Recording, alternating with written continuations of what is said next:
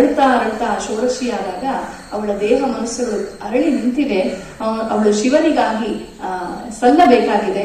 ಆ ಸಂದರ್ಭದಲ್ಲಿ ಅವಳ ಕಂಠ ಹೇಗಾಯ್ತು ಅಂತ ಅದನ್ನ ತುಂಬಾ ಚೆನ್ನಾಗಿ ಕಾಳಿದಾಸ ಹೇಳ್ತಾನೆ. ಸ್ವರೇಣ ತಸ್ಯಾಂ ಅಮೃತಶ್ರುತೇವ ಪ್ರಜಲ್ಪಿತಾಯಾಂ ಅಭಿಜಾತವಾಚಿ ಅಪ್ಯನ್ಯ ಪುಷ್ಟ ಪ್ರತಿಕೂಲ ಶಬ್ದ ಶ್ರೋತುರ್ವಿತಂತ್ರೀರಿವ ತಾಡ್ಯಮಾನ. ಅವಳ ಸ್ವರ ಹೇಗಿತ್ತು ಅಂತಂದ್ರೆ ಅಮೃತವನ್ನ ಸುರಿಸುವಷ್ಟು ಮಧುರವಾಗಿತ್ತು ಅವಳ ವಾಯ್ಸ್ ಕ್ವಾಲಿಟಿ ಅಂತ ಹೇಳ್ತಾರೆ. ಅವಳು ಮಾತಾಡ್ತಾ ಇದ್ರೆ ಸುಮ್ನೆ ಮಾತಾಡ್ತಾ ಇದ್ರೇನೆ ಅಷ್ಟು ಚೆನ್ನಾಗಿತ್ತು. ಹಾಡೋದ್ ಬಿಡಿ, ಬರೀ ಮಾತೆ ಅಷ್ಟು ಚೆನ್ನಾಗಿತ್ತು. ಅಪಿ ಅನ್ಯಪುಷ್ಟ ಅಂದ್ರೆ ಕೋಗಿಲೆ. ಎಷ್ಟ್ ಚೆನ್ನಾಗಿದೆ ನೋಡಿ ಪದ, ಕೋಗಿಲೆ. ಅನ್ಯಪುಷ್ಟ ನಮ್ಗೆಲ್ಲ ಗೊತ್ತಿದೆ, ಕೋಗಿಲೆ ತನ್ನ ಮಗುವನ್ನು ತಾನು ಪೋಷಿಸೋದಿಲ್ಲ. ಮೊಟ್ಟೆ ಎತ್ಕೊಂಡು ಹೋಗ್ಬಿಟ್ಟು ಕಾಗೆ ಗೂಡಲ್ಲಿ ಇಟ್ಬಿಡತ್ತೆ. ಪಾಪ ಕಾಗೆ ತನ್ನದೇ ಮರಿ ಅನ್ಕೊಂಡು ಅದನ್ನ ಚೆನ್ನಾಗಿ ನೋಡ್ಕೊಂಡು ಎಲ್ಲ ಮಾಡುತ್ತೆ. ಮಗು ಮರಿ ಆಚೆ ಬಂದಾಗ ಗೊತ್ತಾಗುತ್ತೆ ಇದು ಕೋಗಿಲೆ ಮರಿ ಅಂತ. ಈ ಕೋಗಿಲೆ ಆರಾಮಾಗಿ ನಮ್ಮ ಈ ಕಾಲದ ಹುಡುಗಿ ಮಾನು ಕೊಟ್ಟು ಹೋಗ್ತಾರಲ್ಲ ಗಾದಿಗೆ ಮಕ್ಕಳು ಕೊಟ್ಟು, ಆ ರೀತಿ ಸುತ್ತಾಡ್ತಾ ಇರುತ್ತೆ. ಅದಕ್ಕೆ ಕೋಗಿಲೆ ಮರಿಗಳಿಗೆ ಅನ್ಯಪುಷ್ಟ ಅಂತ ಹೆಸರು. ಅನ್ಯ ತಾಯಿಯಿಂದ ಪೋಷಿಸಲ್ಪಟ್ಟದ್ದು ಅಂತ. ನೋಡಿ ಸಂಸ್ಕೃತ ಎಷ್ಟು ಚೆನ್ನಾಗಿದೆ, ದಯವಿಟ್ಟು ಬಂದು ಕಲ್ತ್ಕೊಳ್ಳಿ ಇದ್ರು. ತುಂಬಾ ಇದಕ್ಕಿಂತ ಧನ್ಯ ಸಾರ್ಥಕತೆ ಜೀವನದಲ್ಲಿ ಸಿಕ್ಕೋದಿಲ್ಲ. ಸಂಗೀತ ಸಂಸ್ಕೃತ ಎರಡು ಕಲ್ತ್ಕೊಂಡ್ಬಿಟ್ರೆ ಜೀವನಕ್ಕೆ ಇನ್ನೇನೂ ಬೇಕಿಲ್ಲ. ಈ ಅನ್ಯಪುಷ್ಟ ಇದೆಯಲ್ಲ ಕೋಗಿಲೆ, ಇದರ ಶಬ್ದ, ಇದರ ಒಂದು ಮಧುರವಾದ ಕಂಠಶ್ರೀ ಏನಿದೆ ಅದು ಕೂಡ ಪ್ರತಿಕೂಲ ಶಬ್ದದಂತೆ ಕೇಳಿಸುತ್ತೆ. ಯಾಕೋ ಸ್ವಲ್ಪ ಶ್ರುತಿ ಸರಿ ಇಲ್ಲ ಅಂತ ಅನ್ನಿಸ್ಬಿಡುತ್ತೆ ಪಾರ್ವತಿಯ ಧ್ವನಿ ಕೇಳಿದ್ರೆ. ಶ್ರೋತು ವಿತಂತ್ರೀರಿವ ತಾಡ್ಯಮಾನ. ವಿತಂತ್ರಿ ಶ್ರುತಿಗೆಟ್ಟಂತಹ ವೀಣೆಯನ್ನ ನುಡಿಸಿದ್ರೆ ಒಂಥರ ಅಹಿತಕರವಾಗಿ ಕೇಳಿಸೋ ಹಾಗೆ ಕೋಗಿಲಿಯ ಧ್ವನಿ ಕೇಳಿಸ್ಬಿಡುತ್ತೆ. ಯಾವಾಗ ಪಾರ್ವತಿಯ ಮಧುರ ಧ್ವನಿಯನ್ನ ಕೇಳಿದಾಗ ಅಂತ.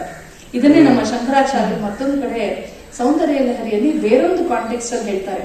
ಈ ಕೈಲಾಸದಲ್ಲಿ ವಾಸ ಮಾಡುವಂತಹ ಪಾರ್ವತಿಯ ಸುತ್ತ ಹಂಸ ಪಕ್ಷಿಗಳು ಓಡಾಡ್ತಾ ಇರುತ್ತೆ. ಪಾರ್ವತಿಯ ನಡೆಯನ್ನು, ಅವಳು ಸುಂದರವಾದ ಗೇಟ್ ಏನಿದೆ, ಒಯ್ಯಾರದ ನಡಿಗೆಯನ್ನ ನೋಡಿ ಅದನ್ನ ಕಾಪಿ ಚೆಟ್ ಮಾಡಿ ಅನುಕರಣೆ ಮಾಡಿ ಹಂಸಗಳು ಕೂಡ ತುಂಬಾ ಸೊಗಸಾಗಿ ನಡೆಯೋಕ್ ಶುರು ಮಾಡುತ್ತಂತೆ. ಅದನ್ನ ನೋಡಿ ಲೋಕದ ಜನ ಹಂಸಗಳ ಒಂದು ಚಾರಿಯನ್ನ, ಅದು ಪಾರ್ವತಿಯನ್ನು ಅನುಕರಿಸಕ್ ಹೋಗಿ ಸರಿಯಾಗಿ ಅನುಕರಿಸಕ್ ಆಗಿಲ್ವಂತೆ, ದೇ ಫೇಲ್ಡ್.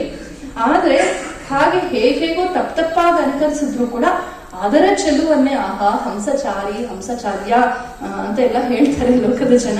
ಇನ್ನು ಪಾರ್ವತಿಯ ನಡೆ ಎಷ್ಟು ಚೆನ್ನಾಗಿರ್ಬೇಕು ಅಂತ ಅಲ್ಲಿ ಅತಿಶಯವನ್ನ ಹೇಳ್ತಾರೆ. ಇಲ್ಲಿ ಅಂತಹ ಪಾರ್ವತಿಯ ಮಧುರವಾದ ಸ್ವರ ಎಷ್ಟು ಚೆನ್ನಾಗಿತ್ತು ಅನ್ನೋದನ್ನ ಮಧುರ ಕಂಠದಲ್ಲಿ ಹಾಡಿ ತೋರಿಸ್ತಾರೆ ಅಂಜನವರು. ಸ್ವರೇಣ ತಸ್ಯಾಂ ಅಮೃತ ಸೃತ ಇವ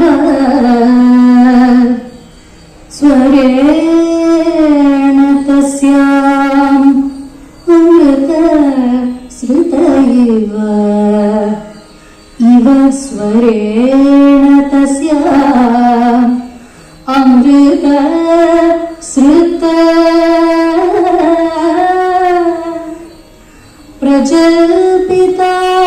ಪ್ರಜಲ್ಪಿತಾಯಾಂ ಅಭಿಜಾತವಾಚಿ ಪ್ರಜಲ್ಪಿತಾಯಾಂ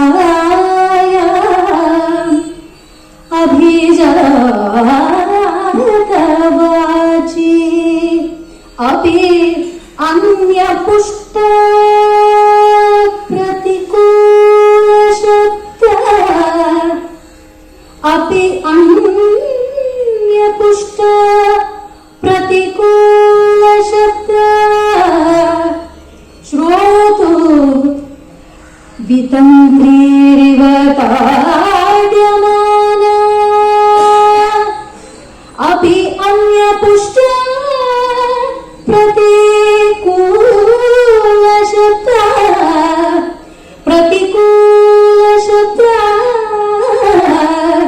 ಶ್ರೋತು ವಿತಂತ್ರೀರಿವ ತಾಡ್ಯಮಾನ.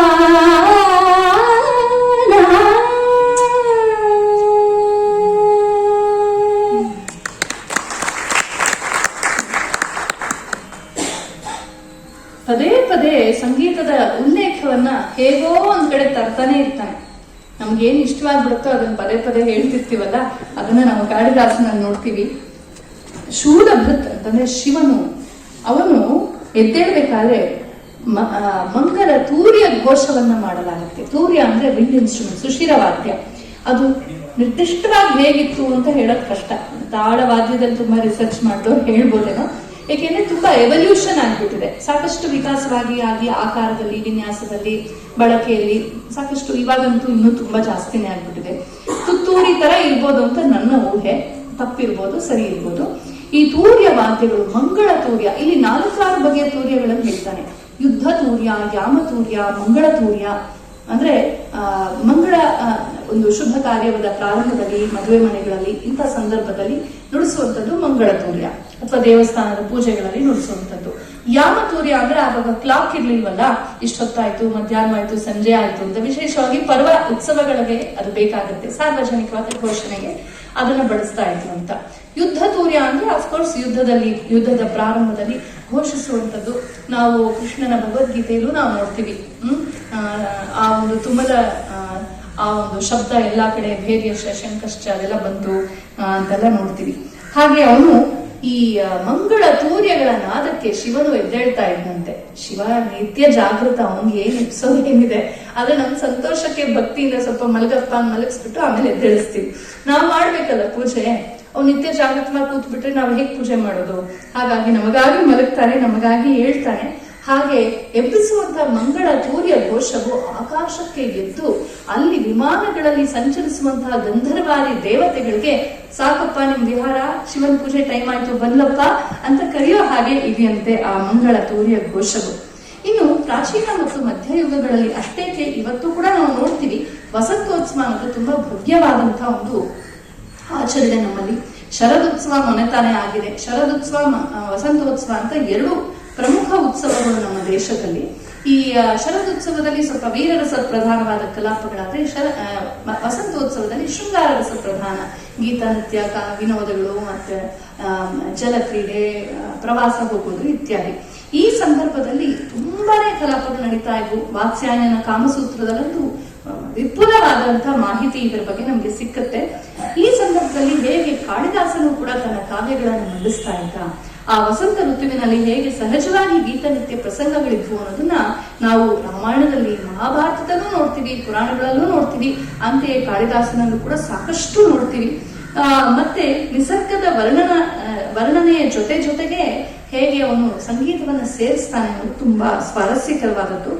ಹಿಮಾಲಯದ ವರ್ಣನೆ ಮಾಡ್ತಾ ಕುಮಾರ ಸಂಭವದ ಪ್ರಾರಂಭದಲ್ಲಿ ಅವನು ಹೇಳ್ತಾನೆ, ಈ ಗಾಳಿ ಬೀಸುತ್ತಲ್ಲ, ಹಿಮಾಲಯಕ್ಕೆಲ್ಲ ಹೋದವ್ರು ಗೊತ್ತಿರುತ್ತೆ, ಗುಡ್ಡಗಾಡು ಪ್ರದೇಶದಲ್ಲಿ ಗಾಳಿ ಬೀಸಿದಾಗ ಆ ಗಾಳಿಯು ಹಿಮಾಲಯದ ಸಹಜವಾದ ಕಂದರದೊಳಗೆ ನುಗ್ಗಿ ಚಿಕ್ಕ ಚಿಕ್ಕ ಗುಹೆಗಳು ಮತ್ತೆ ಮಧ್ಯ ರಂಧ್ರಗಳಿರುತ್ತಲ್ಲ ಅದರೊಳಗೆ ನುಗ್ಗಿ ಅಲ್ಲಿಂದ ಜೋರಾಗಿ ಬೀಸಿ ಆ ಬಂಬುಗಳ ಮೂಲಕ ಹಾದು, ಆ ಬಂಬುಗಳ ಮೂಲಕ ತಾರ ಧ್ವನಿಯನ್ನ, ತುಂಬಾ ಕೀರಳಾದ ಧ್ವನಿಯನ್ನ ಅದು ಉಂಟು ಮಾಡ್ತಾ ಇತ್ತು. ಕೊಳಲಿನ ಧ್ವನಿಯನ್ನು ಉಂಟು ಮಾಡ್ತಾ ಇದ್ರೆ ಹೇಗ್ ಅನ್ನಿಸ್ತಾ ಇತ್ತು ಅಂತಂದ್ರೆ, ಹಿಮಾಲಯ ಅನ್ನೋದು ಕಿನ್ನರರ ಲೋಕ. ಇವತ್ತು ಹಿಮಾಚಲ ಪ್ರದೇಶದಲ್ಲಿ ಕಿನ್ನೋರ್ ಅಂತ ಒಂದು ಜಾಗವೇ ಇದೆ. ಆ ಕಿನ್ನರರ ಜಾಗವಾದಂತ ಅಲ್ಲಿ ಕಿನ್ನರರು ಗೀತ ನಿಪುಣರು, ಸೆಲೆಸ್ಟಿಯಲ್ ಸಿಂಗರ್ಸ್ ಅವರು. ಅವರ ಗೀತಕ್ಕೆ ಶ್ರುತಿ ಕೊಡೋದಕ್ಕೆ ಅಥವಾ ಸಹ ಪಕ್ಕವಾದ್ಯ ಕೊಡೋದಕ್ಕೆ ಅಂತ ಹಿಮವಂತ ಪರ್ವತನೇ ಈ ತರ ಜೊತೆಲಿ ಹಾಡ್ತಾ ಇದ್ದಾನೆ. ತುಂಬಾ ಚೆನ್ನಾಗಿ ಹಾಡೋರ್ ಜೊತೆ ನಮ್ಗೆ ಹಾಡೋಕ್ ಬರ್ದಿರೋ ಅಲ್ಲೆಲ್ಲೋ ಕುತ್ಕೊಂಡು ನಾವು ಗುನುಗ್ತಾ ಇರ್ತೀವಲ್ಲ, ಆ ರೀತಿ ಉಪಗಾನ ಮಾಡ್ತಾ ಇದ್ದಾನೆ ಅಂತ ಹೇಳುವಾಗ ಮತ್ತೆ ಸಂಗೀತದ ಪ್ರಸ್ತಾಪವನ್ನ ಮಾಡ್ತಾನೆ. ಇನ್ನು ಮುಂದೆ ಪಾರ್ವತಿಯ ವಿರಹ. ಪಾರ್ವತಿ, ನಮ್ಗೆ ಆ ಪ್ರಸಂಗ ಗೊತ್ತೇ ಇದೆ, ಮನ್ಮಥನ ಸುಟ್ಟಾಕ್ಬಿಡ್ತಾನೆ ಶಿವ. ಪಾಪ ಪಾರ್ವತಿ ಏನ್ ತಪ್ಪು ಮಾಡದೆ ಹೋದ್ರು ವಿರಹ ಅನುಭವಿಸೋ ತರ ಆಗುತ್ತೆ. ತುಂಬಾ ದುಃಖ ಪಡ್ತಾಳೆ. ಎಷ್ಟು ದುಃಖ ಪಡ್ತಾಳೆ ಅಂದ್ರೆ ಶಿವನ ಚಿತ್ರ ಬರೀತಾಳೆ, ಕಾಲ್ ಬರೆಯಲ್ಲ, ಹೊರಟೋಗ್ಬಿಟ್ರೆ ಅವನು ಅಂತ. ಹೀಗೆಲ್ಲ ಬಹಳ ಸೊಗಸಾಗಿ ಹೇಳ್ತಾನೆ ಕಾಳಿದಾಸ. ಆಮೇಲೆ ಅವಳು ಅಳ್ತಾಳೆ. ಅಳ್ತಾ ಶಿವನ ಚರಿತೆಯನ್ನ ಹೇಳುವ ಪ್ರಯತ್ನ ಪಡ್ತಾಳೆ. ಆದ್ರೆ ಗಂಟ್ಲು ಗದ್ಗದಿತವಾಗಿದೆ, ಕಣ್ಣಲ್ಲಿ ಬಾಷ್ಪ ಸುರಿತಾ ಇದೆ. ಹಾಗಾಗಿ ಹೇಳಲಾಗದೆ ತನ್ನ ಪ್ರಾಣಪ್ರಿಯನ ಚರಿತೆಯನ್ನು ಹೇಳೋಕ್ ಹೊರಟು ಹಾಡಕ್ಕೆ ಆಗ್ತಾ ಇಲ್ಲ ಅವಳಿಗೆ. ಹಾಗೆ ಆದಾಗ ಅವಳ ಸಂಗೀತ ಸಖಿಯರು, ವನಾಂತ ಸಂಗೀತ ಸಖಿಯರು, ಅವಳಿಗೆ ಮ್ಯೂಸಿಕ್ ಫ್ರೆಂಡ್ಸ್ ಇದ್ರಂತೆ, ಅವರೊಂದು ಕಾಯಿಲ್ ಇತ್ತು ಅಂತ ಗೊತ್ತಾಗತ್ತೆ. ವನಗಳಲ್ಲಿ ಸಂಚರಿಸುವಾಗ ಅವಳ ಜೊತೆಗೆ ಸಹಗಾನ ಮಾಡೋದಕ್ಕಿಂತ ಕಿನ್ನರ ರಾಜಕುಮಾರಿಯರು ಅವಳ ಜೊತೆ ಸಹಗಾನ ಮಾಡ್ತಿದ್ರು. ಅವರು ಅವರ ಸಖಿಯ ಈ ದುರವಸ್ಥೆಯನ್ನ ಕಂಡು ತುಂಬಾ ರೋಧಿಸಿದ್ರಂತೆ. ಆ ರೋದನವನ್ನ ನಾವೀಗ ಕರುಣಾರಸ ಭರಿತವಾದ ಆ ರೋದನವನ್ನ ಗಾನ ಮುಖೇನ ಆಲಿಸೋಣ. ಉಪಾತವರ್ಣಿ ಚರಿತೆ ಪಿನಾಕಿನಃ ಉಪಾತವರ್ಣಿ ಚರಿತೆ ಪಿನಾಕಿನಃ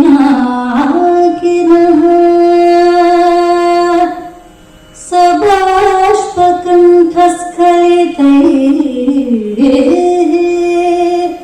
ಪದೈಃ ಇಯಂ ಸಬಾಷ್ಪಕಂಠಸ್ಖಲಿತೈಃ ಪದೈಃ ಇಯಂ ಸಬಾಷ್ಪಕಂಠಸ್ಖಲಿತೈಃ ಪದೈಃ ಇಯಂ ಅನೇಕಶಃ ಕಿನ್ನರ ರಾಜಕನ್ಯಕಾಃ ಅನೇಕಶಃ ಕಿನ್ನರ ರಾಜಕನ್ಯಕಾಃ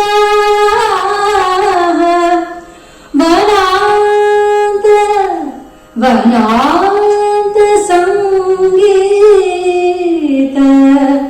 ವನಾಂತ ಸಂಗೀತ ಸಖೀ ಅಬೋದಯ ವನಾಂತ ಸಂಗೀತ ಸಖೀ ಅಬೋದಯ.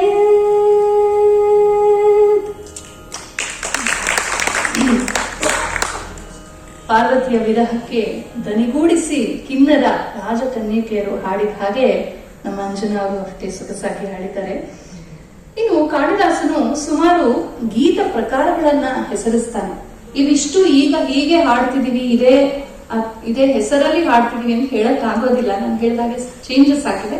ಆದ್ರೆ ಆ ಕಾಲದಲ್ಲಿ ಅವನು ಪ್ರಸಿದ್ಧವಾದ, ಈಗ ನಾವು ಕೃತಿ ಮತ್ತೆ ವರ್ಣ ಅಂತೆಲ್ಲ ಹೇಳ್ತೀವಲ್ಲ, ಜಾವಳಿ, ತಿಲಾನ, ಅದೇ ತರ ಕಾಕಲಿ ಗೀತ, ಕೈಶಿಕಿ ಗೀತ ಅಂತೆಲ್ಲ ಹೇಳ್ತಾನೆ. ಮತ್ತೆ ಅದೇ ತರ ಸ್ತ್ರೀ ಗೀತ, ಅಪ್ಸರೋ ಗೀತ ಅಂತಲೂ ಹೇಳ್ತಾನೆ. ಅದು ಟೆಕ್ನಿಕಲ್ ಟರ್ಮಿನಾಲಜಿನೋ ಅಥವಾ ಸುಮ್ಮನೆ ಹೆಂಗಸ್ರ ಹಾಡಿದ್ರು ಅಂತಲೂ ನನಗೆ ಗೊತ್ತಿಲ್ಲ. ಹಾಗೆ ಖಂಡದಾರ, ಖುರಕ, ಖಂಡಿಕ, ಚಚ್ಚರಿ, ಆಕ್ಷಿಪ್ತಿಕ ಅಂತನ್ನುವ ಗೇಯ ರೂಪಗಳ ಬಗ್ಗೆನೂ ಅವ್ನು ಹೇಳ್ತಾನೆ. ಇದೆಲ್ಲ ಸುಮ್ಮನೆ ಒಂದ್ ಕಡೆ ಕಲೆ ಹಾಕಿರೋ ಹೆಸರುಗಳು. ಒಂದೊಂದು ಕಾಂಟೆಕ್ಸ್ಟ್ ಅಲ್ಲಿ ಇದನ್ನ ನೋಡ್ತಾ ಹೋದ್ರೆ ಒಂದು ಪುಸ್ತಕ ಬರೆಯುವಷ್ಟು ಮೆಟೀರಿಯಲ್ ನಮ್ಗೆ ಸಿಕ್ಕುತ್ತೆ. ಗುಣಚರಿ, ಪಠಮಂಜರಿ ಮೊದಲಾದ ರಾಗಗಳ ಬಗ್ಗೆನೂ ಹೇಳ್ತಾನೆ. ಬಹುಶಃ ಈ ಹೆಸರಿನ ರಾಗಗಳಿದ್ದು ಅಂತ ಕಾಣುತ್ತೆ. ಇವಾಗ ಸ್ಟ್ಯಾಂಡರ್ಡೈಸೇಷನ್ ಆದ್ಮೇಲೆ ಆ ಹಳೆ ಹೆಸರುಗಳು ಕೆಲವೆಲ್ಲ ಇಲ್ಲವಾಗಿವೆ, ಅಥವಾ ಆ ಹೆಸರು ಬೇರೊಂದು ರಾಗಕ್ಕೆ ಅನ್ವಯವಾಗಿರ್ಬೋದು. ಹಾಗೆ ಭಿನ್ನಕ, ವಲಂತಿಕ, ಕುಕುಬ ಮುಂತಾದ ಕೆಲವು ರಾಗಗಳನ್ನು ಹೇಳ್ತಾನೆ. ಅದೇ ತರ ಸ್ವರಸಪ್ತಕ ಅನ್ನೋದನ್ನು ತುಂಬಾ ಬಳಸ್ತಾನೆ. ಸ್ವರಗಳು, ಸಪ್ತಸ್ವರಗಳು, ಸ್ವರಸಪ್ತಕ ಇದು ತುಂಬಾ ಅನಾದಿಯಾದದ್ದು. ವೇದದಲ್ಲೇ, ಸಾಮವೇದದಲ್ಲೇ ತ್ರಿಸ್ವರ, ಪಂಚಸ್ವರ, ಸಪ್ತಸ್ವರ ಅನ್ನೋದು ಇವಾಲ್ವ್ ಆಯ್ತು ಅಂತ ನಮ್ಗೆ ಗೊತ್ತಾಗುತ್ತೆ. ಆ ಸಪ್ತಸ್ವರಗಳ ಒಂದು ಬಳಕೆಯನ್ನ ದೇಶಿ ಮಾರ್ಗ ಸಂಗೀತದಲ್ಲೂ ಬಳಸ್ತಾ ಬಂದಿದ್ದು. ಇವತ್ತು ನಾವು ಶಾಸ್ತ್ರೀಯ ಸಂಗೀತದಲ್ಲೂ ಮತ್ತು ಯಾವುದನ್ನ ಲೌಕಿಕ ಸಂಗೀತ ಅಂತ ಹೇಳ್ತೀವಿ ಅಲ್ಲೂ ಕೂಡ ನಾವು ನೋಡ್ತಾ ಇದ್ದೀವಿ. ಈ ಸ್ವರ ಸಪ್ತಕದ ಒಂದು ಬಳಕೆ ಸಾಕಷ್ಟು ಮಾಡ್ತಾನೆ ನಮ್ಮ ಕಾಳಿದಾಸ. ಇನ್ನು ಗೀತ ನಿಪುಣರಾದಂತಹ ನಮ್ಮ ಕಿನ್ನರರು ಕೈಶಿಕ ಗಾನಗಳನ್ನ ಹಾಡುತ್ತಾ ಶಿವನನ್ನ ಎಬ್ಬಿಸಿದ್ರು ಅಂತ ಒಂದು ಪ್ರಸಂಗ ಕೂಡ ಬರುತ್ತೆ. ತುಂಬಾ ಚೆನ್ನಾಗಿ ಶಿವ ಪಾರ್ವತಿಯರ ಮದುವೆಯಾಗಿದೆ. ಆಮೇಲೆ ಶಿವ ಮಲ್ಕೊಂಡಿದ್ದಾನೆ. ಶಿವನನ್ನ ಎಬ್ಬಿಸೋದಕ್ಕೆ ಕೈಶಿಕಿ ಗೀತೆಗಳನ್ನ ಹಾಡಿದ್ರು ಅಂತ. ಆ ಕೈಶಿಕ ಗೀತೆಯನ್ನ ಬೆಳಗ್ಗಿನ ಜಾವ ಎಬ್ಬಿಸೋದಕ್ಕೆ ಹಾಡಿದ್ರು ಅಂದಾಗ ನಾವೇ ಊಹೆ ಮಾಡ್ಬೋದು. ಬಹುಶಃ ಇವತ್ತು ಸುಪ್ರಭಾತಂ ಹಾಡ್ತೀವಲ್ವಾ, ಆ ತರ ಒಂಥರ ನಮ್ಮ ಗೌಳಿ ರಾಗದ ತರ ಇರ್ಬೋದು, ಗೊತ್ತಿಲ್ಲ. ಆ ತರ ಇದ್ದಿರ್ಬೋದು. ಬಹಳ ಪ್ರೆಸೆಂಟ್ ಆಗಿ ಬೆಳಗ್ಗೆ ತಕ್ಷಣ ಡಬ ಡಬ ಡಬ ಅಂತ ಮ್ಯೂಸಿಕ್ ಹಾಕಿ ಹೇಳ್ಬಾರ್ದು. ಅದು ನಮ್ದಲ್ಲ, ಸಂಸ್ಕೃತಿ ಅಲ್ಲ. ಶಾಂತರಸದೊಂದಿಗೆ ಪ್ರಾರಂಭ ಮಾಡಬೇಕು, ಶಾಂತರಸದಲ್ಲಿ ದಿನವನ್ನ ಮುಗಿಸ್ಬೇಕು. ಅದು ಆರ್ಷ ಸಂಸ್ಕೃತಿ. ಆಗ ಮಾತ್ರವೇ ಸ್ವಲ್ಪ BP, ಡಯಾಬಿಟಿಸ್ ಎಲ್ಲ ಕಂಟ್ರೋಲ್ ಬರೋದು. ಹಾಗಾಗಿ ಈ ಕೈಶಿಕಿ ಅಂತನ್ನುವ ಗೀತೆ ಹೇಗಿದ್ದಿರ್ಬೋದು ಗೊತ್ತಿಲ್ಲ. ಒಟ್ನಲ್ಲಿ ಆ ಕೈಶಿಕಿ ಗೀತೆಗಳ ಮಂಗಳ ಧ್ವನಿ ಅದನ್ನ ಮಾಡದಂಥವರು ಕಿನ್ನರಿಯರು. ಆ ಗಾನಕ್ಕೆ ಶಿವ ಎದ್ದ ಅಂತ ಕಾಳಿದಾಸ ಹೇಳ್ತಾನೆ. ಆ ಗೀತ ಮಂಗಲವನ್ನ ಇದನ್ನು ಕೇಳೋಣ.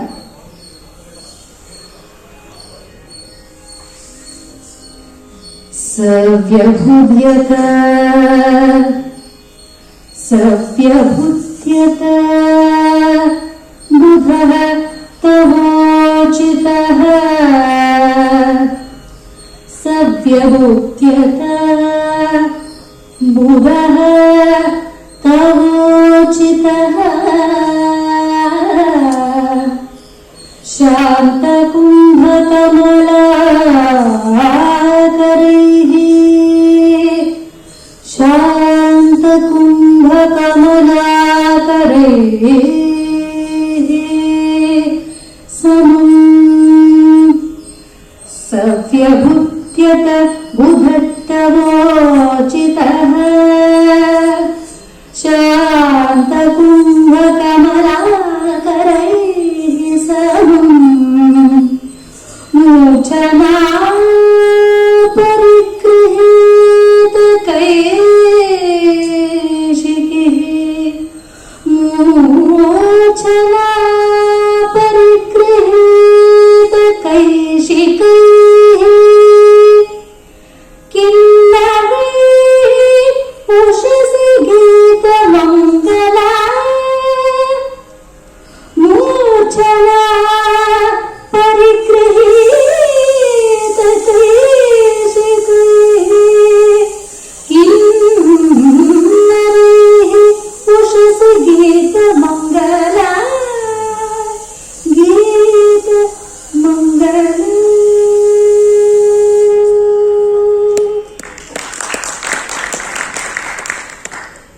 ಇನ್ನು ಹಲವು ಪ್ರಸಂಗಗಳಲ್ಲಿ ಸಂಗೀತವನ್ನು ತರ್ತಾನೆ ಇರ್ತಾನೆ ಕಾಳಿದಾಸ. ಹಿಮಾಲಯನ ರಾಜಧಾನಿಯನ್ನು ವರ್ಣಿಸುವಾಗ ಅವನು ಹೇಳ್ತಾನೆ, ಮೇಘಗಳನ್ನು ಚುಂಬಿಸುವಷ್ಟು ಎತ್ತರದ ಸೌಧಗಳು, ಮಲ್ಟಿ ಸ್ಟೋರಿ ಬಿಲ್ಡಿಂಗ್ಸ್ ಇರುವಂತಹ ಆ ರಾಜಧಾನಿಯಲ್ಲಿ ಮುರಜ ವಾದ್ಯದ ನಾದ ಕೇಳಿ ಬರ್ತಾ ಇರತ್ತೆ, ಅದ್ರ ಜೊತೆಗೆ ಕೈ ಚಪ್ಪಾಳೆನೂ ಕೇಳಿಸ್ತಾ ಇರುತ್ತೆ ಅಂತ. ಅಂದ್ರೆ ಆ ಊರಲ್ಲಿ ಎಲ್ರಿಗೂ ಸಂಗೀತ ತುಂಬಾ ಇಷ್ಟ ಅಂತ. ಕಿನ್ನರ ಅಂತ ನಾನು ಹೇಳುವಾಗ ನಂದೊಂದು ಅನುಭವ ಹೇಳಕ್ ಇಷ್ಟಪಡ್ತೀನಿ. ಕಿನ್ನೋರ್ ಅಂತ ಇವತ್ತಿಗೂ ಇದೆ ಹಿಮಾಚಲ್ ಪ್ರದೇಶ. ನಾನು ಅಲ್ಲೆಲ್ಲ ಸುಮಾರು ಟ್ರೆಕ್ಕಿಂಗ್ ಎಲ್ಲ ಹೋಗಿದ್ದೀನಿ. ಆ ಕಿನ್ನೋರ್ ಅಂತ ಒಂದು ಸಣ್ಣ ಇವತ್ತೊಂದು ಸಣ್ಣ ಊರು, ಗ್ರಾಮವಾಗಿದೆ, ಒಂದು ಜನಾಂಗವಾಗಿದೆ. ಇವತ್ತಿಗೂ ಕೂಡ ಅಲ್ಲಿರೋರೆಲ್ಲರೂ ಕೂಡ ಹೆಚ್ಚು ಕಡಿಮೆ ಸಿಂಗರ್ಸ್. ಇದೊಂಥರ ನಮ್ಮ ರುದ್ರಪಟ್ಟಣದವರು ಸಂಕೇತಿಗಳು ಅಂದ್ರೆ ಹಾಡಕ್ ಬರಲೇಬೇಕು ಅಂತ ಅಂತಿಲ್ಲ, ಆ ತರನೇ ಅಲ್ಲಿನ ಜನ ನೀವು ಕಿನ್ನೋರ್ನವರ ಅಂತ ಕೇಳ್ತಾರಂತೆ, ತುಂಬಾ ಚೆನ್ನಾಗಿ ಹಾಡಿದ್ರೆ. ಆ ಮಟ್ಟದ ಸಂಗೀತ ಸಿದ್ಧಿ ಅವ್ರಿಗಿದೆ. ಮತ್ತು ಅಲ್ಲಿನ ಕಿನ್ನೋರಿ ಮ್ಯೂಸಿಕ್ ಅಂತ ಒಂದು ಗ್ರಾಮ್ಯ ಸಂಗೀತ ಒಂದಿದೆ, ಅದು ಕೂಡ ಅಷ್ಟು ಬಹಳ ತೀರ. ಇಲ್ಲಿ ಹಿಂದೆ ಕಾಳಿದಾಸ ಹೇಳಿದ್ನಲ್ಲ, ಆ ಬಂಬುಗಳ ನಿನಾದ ಕಿನ್ನರರ ಒಂದು ಗಾನದ ಬಹಳ ತಾರ ಸ್ಥಾಯಿಗೆ ಹೊಂದುತ್ತೆ ಅಂತ. ಹಾಗೆ ತಾರದಲ್ಲಿ ಹಾಡುವಂತವರು ಜಾಸ್ತಿ ಅವರು ಅಂತ ಗೊತ್ತಾಗುತ್ತೆ. ಇವತ್ತಿಗೂ ಕೂಡ ಅವರ ಜೀನ್ಸ್ ವಂಶವಾಹಿನಿಯಲ್ಲಿ ಅವರಿಗೆ ಸಂಗೀತ ಅನ್ನೋದು ಸಿದ್ಧಿಸ್ಬಿಟ್ಟಿದೆ ಅಂತ ಗೊತ್ತಾಗುತ್ತೆ. ಒಟ್ನಲ್ಲಿ ಹಿಮಾಲಯದ ಆ ಜನರೆಲ್ಲ ಜೊತೆಗೂಡಿ ಮುರಜ ವಾದ್ಯಕ್ಕೆ ತಾಳ ಹಾಕ್ತಾ ಎಲ್ಲಿ ಕೇಳಿಸುತ್ತೋ ಅದೇ ಹಿಮವಂತನ ರಾಜಧಾನಿ ಹಿಮಾಲಯ ಅಂತ ತಿಳ್ಕೊ ಅಂತ ಹೇಳ್ತಾರೆ. ಹಾಗೆ ಕಿನ್ನರ ಕಂಠಿ, ವಲ್ಗು ವಾಗಂ ಇಂಥ ಪದಗಳನ್ನು ಬಳಸ್ತಾನೆ. ಕಿನ್ನರರ ತರ ಒಂದು ವಾಯ್ಸ್ ಇರುವಂತವಳು, ವಾಯ್ಸ್ ಕ್ವಾಲಿಟಿ, ಟಿಂಬರ್ ಅಂತ ಹೇಳ್ತೀವಲ್ಲ ಅದು. ಹಾಗೆ ನಮ್ಮ ಲಯವಾದ್ಯ ಕಲಾವಿದರಿಗೆ ಇಷ್ಟವಾಗುವಂತಹ ಒಂದು ಪ್ರಸಂಗ ಇದೆ. ಏನಂತಂದ್ರೆ 4 ಬಗೆಯ ವಾದ್ಯಗಳಿವೆಯಲ್ಲ, ಘನ, ತತ, ಅವನಂಥ ಮತ್ತು ಸುಶಿರ ಅಂತ. ಈ 4 ಬಗೆಯ ವಾದ್ಯಗಳ ಬಗ್ಗೆ ಕಾಳಿದಾಸ ಸಾಕಷ್ಟು ಹೇಳ್ತಾನೆ. ವೀಣಾ, ತಂತ್ರಿ, ಪರಿವಾದಿನಿ, ವಲ್ಲಕಿ ಮುಂತಾದಂತಹ ತಂತ್ರಿ ವಾದ್ಯಗಳು ಅಂದ್ರೆ ತತವಾದ್ಯಗಳು. ತತ ಅಂದ್ರೆ ತಂತಿ ಅಂತ ಹೇಳ್ತೀವಲ್ಲ. ಹಾಗೆ ಮೃದಂಗ, ಮುರಜ, ಮರ್ದನ, ದುಂದುಬಿ, ಭೇರಿ ಮುಂತಾದ ಅವನದ್ಧ ವಾದ್ಯಗಳ ಒಂದು ಉಲ್ಲೇಖ ಬರುತ್ತೆ. ಬೇರೆ ಬೇರೆ ಸಂದರ್ಭಗಳಲ್ಲಿ ನಾನು ಬರೀ ಹೆಸರು ಹೇಳ್ತಾ ಇದ್ದೀನಿ. ಹಾಗೆ ತೂರ್ಯ, ವಂಶಿ, ಶಂಖ ಮುಂತಾದ ಸುಶೀಲ ವಾದ್ಯಗಳು. ಆ ತೂರ್ಯದಲ್ಲಿ ಮಂಗಳ ತೂರ್ಯ, ಯಾಮತೂರ್ಯ, ಯುದ್ಧ ತೂರ್ಯ ಮುಂತಾದ ವಿಧಗಳನ್ನ ನಾವು ನೋಡ್ತೀವಿ. ಹಾಗೆ ತಾಲ, ಘಂಟ, ಕ್ಷುದ್ರ ಘಂಟಿಕಾ ಮುಂತಾದ ಘನವಾದ್ಯಗಳ ಒಂದು ಉಲ್ಲೇಖವನ್ನು ನೋಡ್ತೀವಿ. ಇದಲ್ಲದೆ ಪಟಹ, ಪುಷ್ಕರ ಮುಂತಾದ ವಾದ್ಯಗಳು ಇವೆ. ಪಟಹ ಅದು ಕೂಡ ಒಂದು ಅವನದ್ಧ ವಾದ್ಯ ಇರಬಹುದು, ಗೊತ್ತಿಲ್ಲ. ಪಟಹದ ಬಗ್ಗೆ ತನ್ನ ಮೇಘದೂತದಲ್ಲಿ ಹೇಳ್ತಾನೆ, ಓ ಮೇಘವೇ, ಸ್ವಲ್ಪ ನಿಂಗೆ ಯಕ್ಷ ಹೇಳೋದು ಮೇಘನ್ಗೆ, ನನ್ನ ಪ್ರಿಯತಮಗೆ ನಿನ್ನ ಸಂದೇಶವನ್ನು ಕೊಡು ಅಂತ ಫುಲ್ GPS ಹಾಕೊಡ್ತಾನೆ, ಹೆಂಗ್ ಹೋಗ್ಬೇಕು ಅಂತ ರೂಟ್. ಅವಾಗ ಹೇಳ್ತಾನೆ, ಸ್ವಲ್ಪ ಔಟ್ ಆಫ್ ವೇ ಆದ್ರೂ ಪರವಾಗಿಲ್ಲ, ಉಜ್ಜಯಿನಿಗೆ ಮಾತ್ರ ತಪ್ಪದೆ ಹೋಗ್ಬಿಡು ಅಂತ. ಹೋಗ್ಬಿಟ್ಟು ಅಲ್ಲಿ ನೀನು ಉಜ್ಜಯಿನಿಯ ವರ್ಣನೆ ಮಾಡ್ತಾನೆ, ಬಹಳ ಚೆನ್ನಾಗಿದೆ. ಅಲ್ಲಿ ಬೇರೆ ಉಪನ್ಯಾಸ ಬೇಕು, ಅಷ್ಟು ಚೆನ್ನಾಗಿದೆ ಅದು. ಹೋಗ್ತಾ ಹೇಳ್ತಾನೆ, ಅಲ್ಲಿ ಹಾಗೆ ಮಹಾಕಾಲನ ದೇವಾಲಯದಲ್ಲಿ ಸಾಯಂಕಾಲದಲ್ಲಿ ಪಟಹ ವಾದ್ಯಗಳನ್ನ ನುಡಿಸ್ತಾರೆ. ಆ ಪಟಹ ವಾದ್ಯದ ಮಂತ್ರ ಗಂಭೀರವಾದ ಸ್ವನ ಏನಿದೆ ಅದು ನಿನ್ನ ಮೇಘದ ಗರ್ಜನೆ ತರನೇ ಇರುತ್ತೆ. ಹಾಗಾಗಿ ಪಟಹ ಅಂತ ಅನ್ಕೊಂಡು ನೀನ್ ಸ್ವಲ್ಪ ಗರ್ಜನೆ ಮಾಡ್ಬಿಟ್ಟು ಶಿವನ್ ಸೇವೆ ಮಾಡ್ಬಿಡು, ಪಟಹ ವಾದ್ಯವನ್ನು ಭಾಜಿಸಿದಂತ ಸೇವೆ ನಿನಗೆ ಪುಣ್ಯ ನಿನಗೆ ಸಿಕ್ಕತ್ತೆ ಅಂತ ಹೇಳ್ತಾನೆ. ಇನ್ನು ಋತು ಸಂಹಾರದಲ್ಲೂ ಅಷ್ಟೇ ಸುತಂತ್ರೀ ಗೀತಂ ಮದನಸ್ಯ ದೀಪಂ, ಒಂದು ಕಾಮ ಭಾವವನ್ನ ಪ್ರೇಮ ಭಾವನ ಜಾಗೃತಗೊಳಿಸೋದಕ್ಕೆ ಅಂತ ವೀಣಾ ವಾದನವನ್ನ ಮಾಡ್ತಾರೆ ಅಂತ ಹೇಳ್ತಾನೆ. ಇನ್ನು ಈ ತರ ತುಂಬಾ ಇದೆ, ಸಮಯ ಸಾಲ್ತಾ ಇಲ್ಲ. ಈ ಅಮಂತ್ರ ಧ್ವನಿಯಲ್ಲಿ ಮಾಡುವಂತಹ ಪಟಹ ವಾದ್ಯದ ಶಬ್ದದ ಬಗ್ಗೆ ಬರುತ್ತಲ್ಲ ಮೇಘ ದೂತದ್ದು, ಅದನ್ನ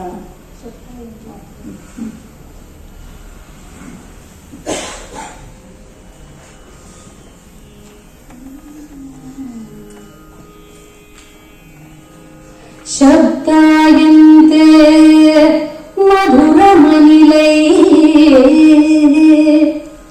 ಶಬ್ದಾಯಂತೆ ಮಧುರಮನಿಲೈ, ಕೀಚಕಾಃ ಪೂರ್ಯಮಾಣಾಃ, ಕೀಚಕಾಃ ಪೂರ್ಯಮಾಣಾಃ,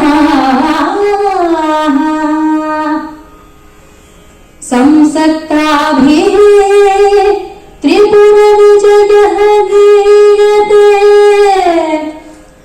ಸಂಸಕ್ತಾಭಿಃ ತ್ರಿಪುರವಿಜಯಃ ಗೀಯತೆ, ಕಿನ್ನರೀಭಿಃ ತ್ರಿಪುರವಿಜಯಃ ಗೀಯತೆ, ನಿಭ್ರಾದೀತೆ ಮುರಜ ಇವ ಚೇತ್ ಕಂದರೇಷು, ಮುರಜ ಇವ ಚೇತ್ ಕಂದರೇಷು ಧ್ವನಿ ಸ್ಯಾತ್, ಧ್ವನಿ ಸ್ಯಾತ್, ಸಂಗೀತಾರ್ಥ ಸಂಗೀತಾರ್ಥ ನಮೋ ಪಶುಪತೇಃ ತತ್ರ, ಪಶುಪತೇಃ ತತ್ರ ಭಾವೇ ಸಮಗ್ರಃ.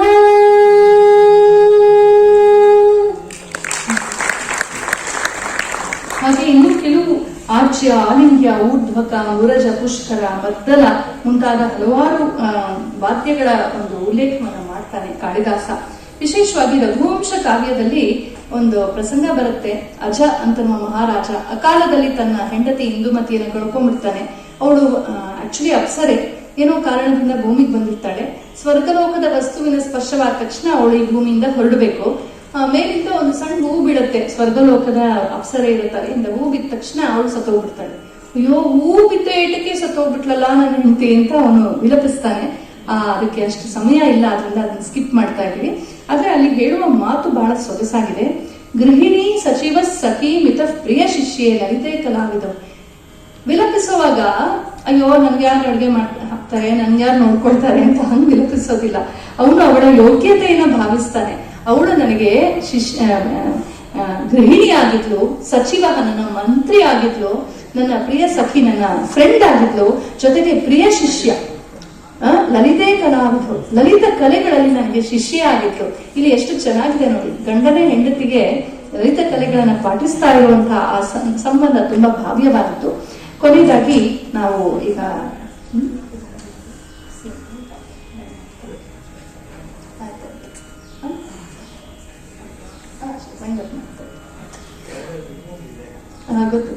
ಹಾಗೆ ಹೀಗೆ ಗುರುತಿಸ್ತಾ ಹೋದ್ರೆ ಇದು ಮುಗಿಯೋದೇ ಇಲ್ಲ, ಬೇಕಾದಷ್ಟು ಬರುತ್ತೆ. ಬೇರೆ ಬೇರೆ ರಸಗಳನ್ನ ಎಷ್ಟು ಚೆನ್ನಾಗಿ ಅವನು ನಿರೂಪಿಸ್ತಾನೆ ಕಾಳಿದಾಸ ಅಂದ್ರೆ ಅದಕ್ಕೆ ಅನುಕೂಲವಾದ ರಾಗಗಳು, ತಾಳಗಳು, ವಾದ್ಯಗಳು ಅಥವಾ ನೃತ್ಯಾಭಿನಯಗಳನ್ನ ತುಂಬಾ ಚೆನ್ನಾಗಿ ಯೋಜಿಸ್ಕೊಂಡು ನಾವು ಅದನ್ನ ಮಾಡ್ಬೋದು. ಇವತ್ತು ಏನೇನೋ ಸಬ್ಜೆಕ್ಟ್ ತಗೊಂಡು ವೇದಿಕೆಯ ಮೇಲೆ ಬರ್ತಾರೆ. ಸುಮ್ಮನೆ ನಮ್ಮ ಕಾಳಿದಾಸನನ್ನು ವಾಪಸ್ ತಂದ್ರೆ ಸಾಕು, ಅದಷ್ಟು ನಮಗೆ ವಾಪಸ್ ಸಿದ್ಧಿಸಿಬಿಡುತ್ತೆ. ಹಾಗಾಗಿ ಸಿದ್ಧ ಕವಿ ಅಂತ ಯಾರಾದ್ರೂ ಕರೆಯೋ ಹಾಗಿದ್ರೆ ಅದು ಕಾಳಿದಾಸ ಅಂತ ಹೇಳ್ತಾ, ಇಂತಹ ಕಾಳಿದಾಸನ ಬಗ್ಗೆ ಮಲ್ಲಿನಾಥ ಅಂತ ವ್ಯಾಖ್ಯಾನಕಾರನೇ ಹೇಳುವ ಮಾತಿನಿಂದ ನಾವು ಇದನ್ನ ವಿಶ್ರಮಗೊಳಿಸ್ತಾ ಇದ್ದೀವಿ. ಕಾಳಿದಾಸಸ್ಯ ಗಿರಾಂ ಸಾರಂ ಕಾಳಿದಾಸ ಸರಸ್ವತಿ ಚತುರ್ಮುಖೋಥವಾ ಸಾಕ್ಷಾತ್ ವಿದುಹು ನ ಅನ್ಯೇತು ಮಾದೃಶಃ. ಕಾಳಿದಾಸನ ವ್ಯಾಪ್ತಿ, ವೈಶಾಲ್ಯಗಳು, ಸತ್ವ ಸಂಪನ್ನತೆಯನ್ನ ಸಮಗ್ರವಾಗಿ ಸಂಪೂರ್ಣವಾಗಿ ಅರ್ಥ ಮಾಡ್ಕೊಳ್ಳೋದಕ್ಕೆ ಇಬ್ಬರಿಗೆ ಸಾಧ್ಯ. ಒಂದು ಕಾಳಿದಾಸ ಸರಸ್ವತಿ. ಕಾಳಿದಾಸನಲ್ಲಿರುವ ಸರಸ್ವತಿ ಅಥವಾ ಕಾಳಿದಾಸನೆಂಬ ಸರಸ್ವತಿ, ಇನ್ನೊಬ್ಬ ಅವನನ್ನು ಸೃಷ್ಟಿ ಮಾಡುವಂತ ಚತುರ್ಮುಖ ಬ್ರಹ್ಮ. ಅದು ಬಿಟ್ರೆ ಇನ್ಯಾರಿಗೂ ಅವನ ಆಳ ಅಗಲಗಳನ್ನು ಸಂಪೂರ್ಣವಾಗಿ ಗ್ರಹಿಸಲು ಸಾಧ್ಯವಿಲ್ಲ. ಅಂತಹ ಕವಿಕುಲ ತಿಲಕನೆನಿಸಿದಂತಹ ಕಾಳಿದಾಸ ಕೇವಲ ಕವಿಯಲ್ಲ, ಒಬ್ಬ ದಾರ್ಶನಿಕ, ಒಬ್ಬ ಋಷಿ, ವ್ಯಾಸ ವಾಲ್ಮೀಕಿಯರ ಪಂಕ್ತಿಗೆ ಸೇರಬಲ್ಲಂತಹ ಒಬ್ಬ ಮಹಾತ್ಮ. ಅಂತವನ್ನ ಸುಮ್ಮನೆ ಒಂದು ರೊಮ್ಯಾಂಟಿಕ್ ಪೊಯಿಟ್ ಅಂತ ಹೇಳದೆ, ಅವನು ನಮ್ಮ ಈ ಸಾರಸ್ವತ ಲೋಕಕ್ಕೆ, ಸಂಗೀತ ಲೋಕಕ್ಕೆ, ಕಾವ್ಯ ಲೋಕಕ್ಕೆ, ದರ್ಶನ ಲೋಕಕ್ಕೆ, ಭಾರತೀಯ ಸಂಸ್ಕೃತಿಗೆ ಕೊಟ್ಟಂತಹ ನಮಗೆ ವಿಚಾರ ಸಾಮಗ್ರಿ ಏನು ಕೊಟ್ಟಿದ್ದಾನೆ, ಭಾವ ಸಾಮಗ್ರಿ ಏನು ಕೊಟ್ಟಿದ್ದಾನೆ, ಆ ಒಂದು ಪವಿತ್ರವಾದ ಆಯಾಮವನ್ನು ಹೇಗೆ ತೆರೆದಿಟ್ಟಿದ್ದಾನೆ, ಅದಕ್ಕಾಗಿ ನಾವು ಅವನಿಗೆ ಎಷ್ಟು ನಮಿಸಿದ್ರು ಕಡಿಮೆನೆ. ಅಂತಹ ಕಾಳಿದಾಸನ ಒಂದು ಕೃತಿಯ ಕುರಿತಾದ ಒಂದು ಝಲಕನ್ನ, ಒಂದು ಇಣುಕು ನೋಟವನ್ನ ಮಾಡುವಂತ ಸಾಹಸವನ್ನ ಮಾಡೋದಕ್ಕೆ ನನಗೆ ಅವಕಾಶವನ್ನ ಕಲ್ಪಿಸಿದಂತ ಗಾಯನ ಸಮಾಜಕ್ಕೂ ಈ ಕಾರ್ಯದಲ್ಲಿ ನನಗೆ ಎಲ್ಲ ರೀತಿಯ ಪ್ರೋತ್ಸಾಹ ಮತ್ತು ವಿಚಾರ ಸಾಮಗ್ರಿಯನ್ನು ಒದಗಿಸಿಕೊಟ್ಟಂತಹ ನನ್ನ ಪೂಜ್ಯ ಗುರುಗಳಾದ ಡಾಕ್ಟರ್ ಪಿ ಎಸ್ ಸತ್ಯವತಿ ಅವರಿಗೂ, ಹಾಗೂ ನನ್ನ ಜೊತೆ ಹಾಡಿದಂತಹ ಬಹಳ ಸುಶ್ರಾವ್ಯವಾಗಿ ಹಾಡಿ ಈ ಒಂದು ನಿದರ್ಶನಕ್ಕೆ ಕಳೆ ಕಟ್ಟಿಸಿದಂತಹ ಶ್ರೀಮತಿ ಅಂಜನಾ ಅವರಿಗೂ ನನ್ನ ಧನ್ಯವಾದಗಳು. ಆಲಿಸಿದಂತ ಇಲ್ಲಿನ ಎಲ್ಲ ಹಿರಿಯರಿಗೂ, ತಮಿಳುನಾಡು ನಮಸ್ಕಾರಗಳು, ಧನ್ಯವಾದಗಳು. ಇದುವರೆಗೆ ಕಾಳಿದಾಸನ ವ್ಯಕ್ತಿತ್ವ ಹಾಗೂ ಕಾಳಿದಾಸನ ಕಾವ್ಯಗಳಲ್ಲಿ ಸಂಗೀತ ಎಷ್ಟು ಮಟ್ಟಿಗೆ ಹಾಸುಹೊಕ್ಕಾಗಿದೆ ಅಂತಕ್ಕಂಥ ವಿಷಯವನ್ನ ಬಹಳ ಸುಂದರವಾಗಿ, ಸಿಹಿಯಾಗಿ, ಒಳ್ಳೆಯ ಕನ್ನಡದಲ್ಲಿ ನಮಗೆ ನಡೆಸಿಕೊಟ್ಟಂತ, ಈ ಕಾರ್ಯಕ್ರಮ ನಡೆಸಿಕೊಟ್ಟಂತ ಡಾಕ್ಟರ್ ವಿ ಬಿ ಆರ್ತಿ ಅವರಿಗೆ ತುಂಬಾ ಹೃದಯದ ಧನ್ಯವಾದಗಳು. ಇದು ಅಂಜನಾ ಅವರು ಎಷ್ಟು ಚೆನ್ನಾಗಿ ಹಾಡಿದ್ದಾರೆ ಅಂದ್ರೆ, ನೆಕ್ಸ್ಟ್ ಕಚೇರಿ ನಾವು ಯಾವಾಗ ಕೊಡ್ಬೇಕು ಇವರಿಗೆ ಅಂತ ನಾನು ಯೋಚಿಸ್ತಾ ಇದ್ದೆ. ಬಹಳ ಸುಶ್ರಾವ್ಯವಾಗಿ ಹಾಡಿದಂತ ಅವ್ರಿಗೆ ಕೂಡ ಗಾಯನ ಸಮಾಜದ ಪರವಾಗಿ ಅನಂತ ವಂದನೆಗಳು. ಅವ್ರ ಬಗ್ಗೆ 2 ಕಾಮೆಂಟ್ನ ನಮ್ಮ ಸಮ್ಮೇಳನಾಧ್ಯಕ್ಷರು ಮಾಡಬೇಕು ಅಂತ ಕೇಳ್ತೀನಿ. ಅದಾದ ನಂತರ ಕಾಫಿ ಬ್ರೇಕ್ ಇರುತ್ತೆ, ಅದಾದ್ಮೇಲೆ 2ನೇ ಕಾರ್ಯಕ್ರಮ.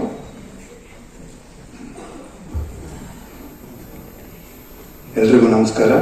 ಮೊದಲು ನಮ್ಮ ಮೃದಂಗ ವಿದ್ವಾಂಸರು ವಾಸುದೇವರವರಿಗೆ ಇವತ್ತು ಹುಟ್ಟಿದಬ್ಬ.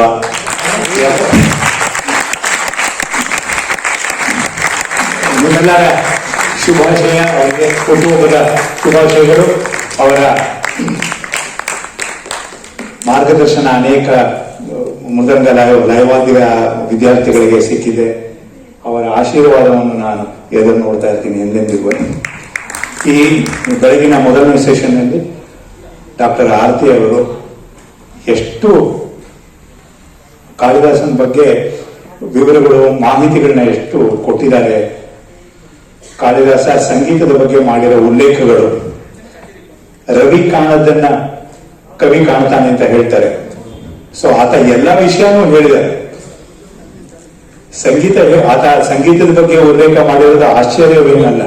ಬಟ್ ಇವರು ಸ್ಪೆಸಿಫಿಕ್ ಆಗಿ ಯಾವ ಸಂದರ್ಭದಲ್ಲಿ ಏನೇನು ಹೇಳಿದ್ದಾರೆ ಅನ್ನೋದನ್ನ ಅತ್ಯಂತ ನಮಗೆ ಮನೋಜ್ಞವಾಗಿ, ನಮಗೆಲ್ಲ ಬೋಧಪ್ರದವಾದ ಒಂದು ಟಾಕ್ ಅನ್ನು ಕೊಟ್ಟಿದ್ದಾರೆ.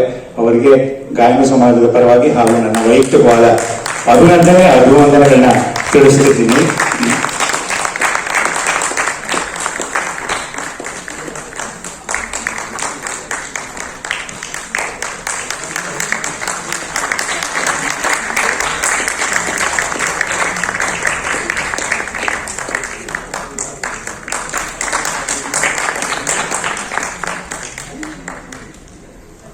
ಹಾಗೆ ನಾವು ಆ ಕಾಲದಲ್ಲಿ ಸಂಗೀತ ಹೇಗಿತ್ತು ಅಂತ ಕಲ್ಪನೆ ಮಾಡ್ಕೊಳ್ಳೋ ಟ್ರೈ ಮಾಡ್ತಾ ಇದ್ವಿ. ಹೆಂಗ್ ನಡೆಯತ್ತಪ್ಪ ಈ ಉಪನ್ಯಾಸ ಅಂತಿದ್ದೆ. ಅದನ್ನ ನಮ್ಮ 20ನೇ ಶತಮಾನದ ಶಾಸ್ತ್ರೀಯ ಸಂಗೀತದ ಮೂಲಕ ವಿದುಷಿ ಅಂಜನಾ ಅವರು ನಮ್ಗೆಲ್ಲ ತೋರಿಸ್ಕೊಟ್ರು. ಅವ್ರಿಗೂ ನನ್ನ ವೈಯಕ್ತಿಕ ಹಾಗೂ ಗಾಯನ ಸಮಾಜದ ಪರವಾಗಿ ಅಭಿನಂದನೆಗಳನ್ನ ತಿಳಿಸ್ತಾ ಇದ್ದೀನಿ. ಸತ್ಯವತಿ ಗುರುಗಳಿಗೂ ಸಲ್ಲಬೇಕು.